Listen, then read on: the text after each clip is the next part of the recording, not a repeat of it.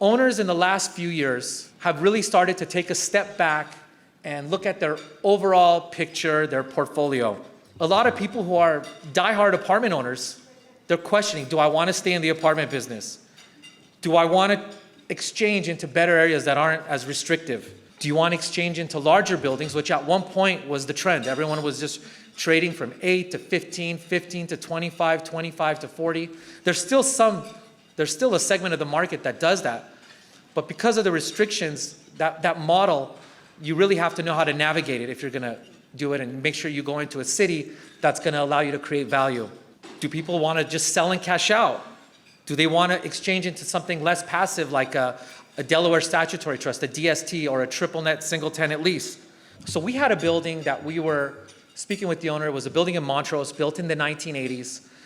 The owner was a very astute businessman, very sharp guy, and we were kind of discussing what was going to be his next moves, if any.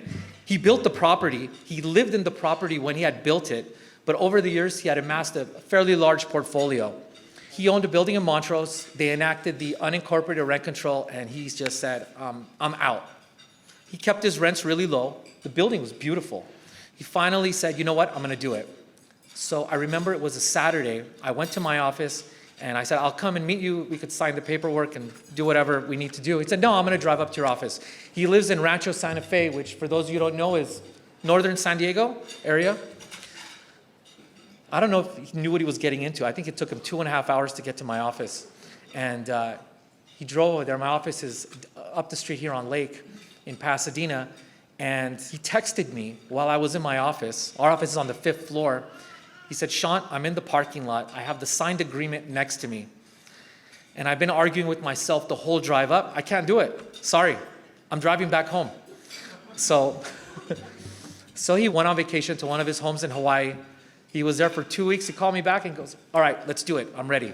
This is a guy that doesn't have one building. He has a lot of different aspects of investments going on. And I'm thinking to myself, it's not going to be a big deal for him. But he's telling me that while he's selling the building, it's kind of a bag of mixed emotions for him. Even for him, that was tough. He probably had the worst drive up all the way to my office saying, I can't believe I'm selling this building that I sacrificed for, that I lived in. I didn't buy a house. I stayed inside the units in the small house in the back while I rented out the units, and he made ends meet.